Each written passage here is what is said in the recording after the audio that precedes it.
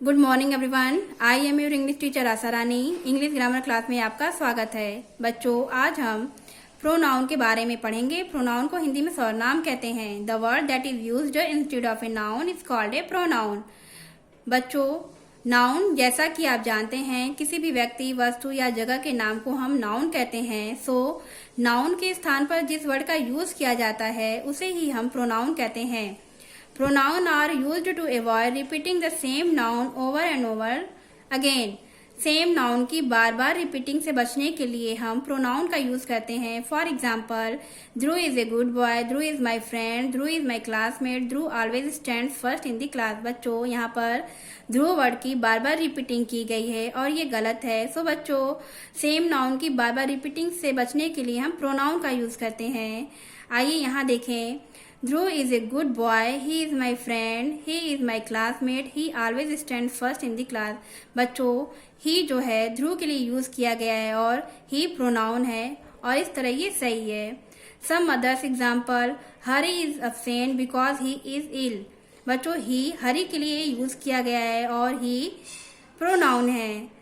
Ram and Shyam are friends, they are playing together. They Ram and Shyam के लिए use किया गया है, इस तरह दे प्रोनाउन है। So I, we, you, they, he, she, it, our, his, her, ये सभी बच्चों प्रोनाउन हैं। नाउ बच्चों, काइंड्स ऑफ प्रोनाउन। बच्चों, प्रोनाउंस कई तरह के होते हैं। First pronoun is personal pronoun. Personal pronoun को हिंदी में व्यक्तिवाचक सर्वनाम कहा जाता है। The pronoun which is used in place of a person or a thing is called personal pronoun. जिस प्रोनाउन से किसी व्यक्ति या जानवरों या वस्तुओं का पता चलता है उसे पर्सनल प्रोनाउन कहते हैं। For example, I am a student, we are boys, you are eating, they play football. बच्चों, आई, वी, यू, दे से व्यक्ति का पता चलता है। It is a book, it से वस्तु का पता चलता है। So I, we, you, they, it, ये सभी पर्सनल प्रोनाउन हैं। Personal pronoun stand for the three person. बच्चों, पर्सनल प्रोनाउन में थ्री पर्सन आते हैं। First person, second person, third person. First person, the person speaking. बच्चों, फर्स्ट पर्सन में बात कहने वाला आता है, जैसे I, we. Second person, the person spoken to. बच्चों, सेकेंड पर्सन में बात सुनने वाला आता है, जैसे you.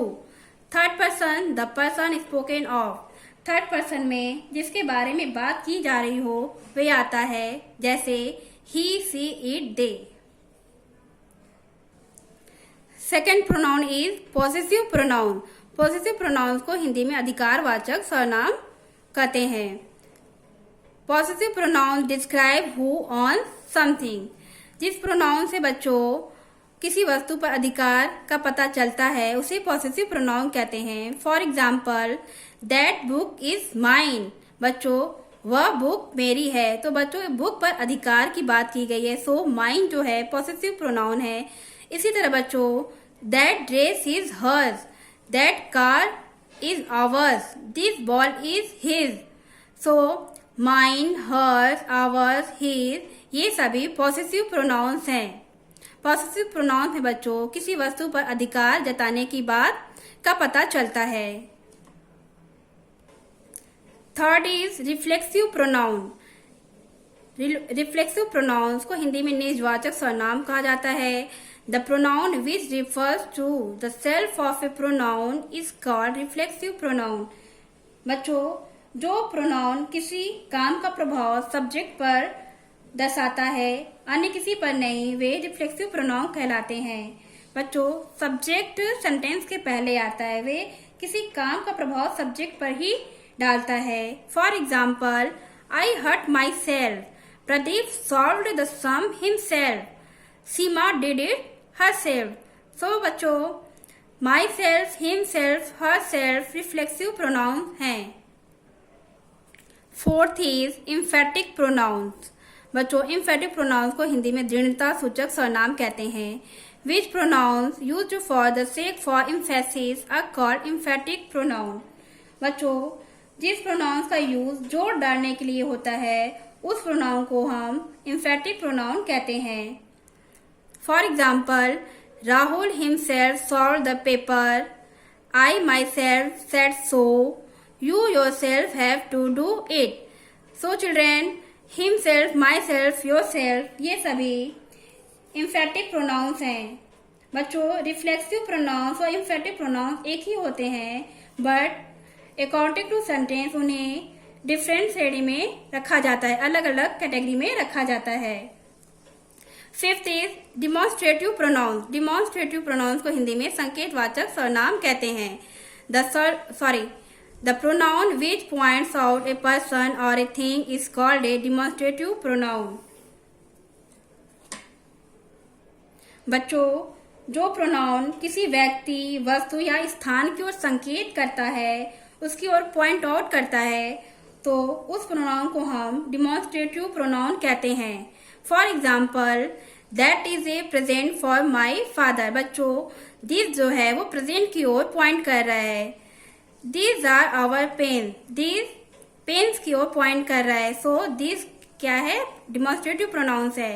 That is a good boy, that point out कर रहा है गुड बॉय की ओर, सो दैट भी डिमॉन्स्ट्रेटिव प्रोनाउन है। इस तरह बच्चों दिस, दैट ये सभी डिमॉन्स्ट्रेटिव प्रोनाउंस हैं। Sixth pronoun is interrogative pronoun. Interrogative pronoun को हिंदी में प्रश्नवाचक सर्वनाम कहा जाता है। The pronoun which is used in asking question is called interrogative pronoun. बच्चों, जो प्रोनाउन किसी व्यक्ति, वस्तु या स्थान के संबंध में प्रश्न पूछने के लिए प्रयोग किए जाते हैं वे इंट्रोगेटिव प्रोनाउन कहलाते हैं। For example, who is there, what is your name, whose is this book, which is the house. बच्चों, हु, व्हाट, हुज, विच ये सभी इंट्रोगेटिव प्रोनाउंस के अंतर्गत आते हैं। सेवेंथ इज रिलेटिव प्रोनाउन, संबंधवाचक सर्वनाम। The pronoun which refers to a noun and shows relation is called relative pronoun।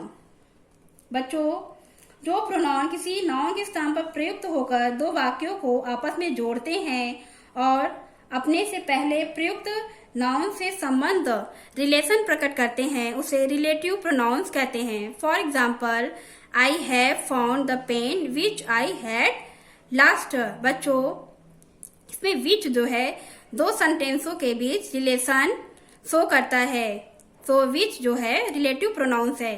Here is the book that you lent me. बच्चों, यहाँ पर दो सेंटेंसों के बीच दैट रिलेशन शो कर रहा है, इस तरह दैट रिलेटिव प्रोनाउंस है। I met Hari who just return. So बच्चों, which, that, who relative pronouns है। I hope children you understand the chapter of pronoun very well. Okay, thank you.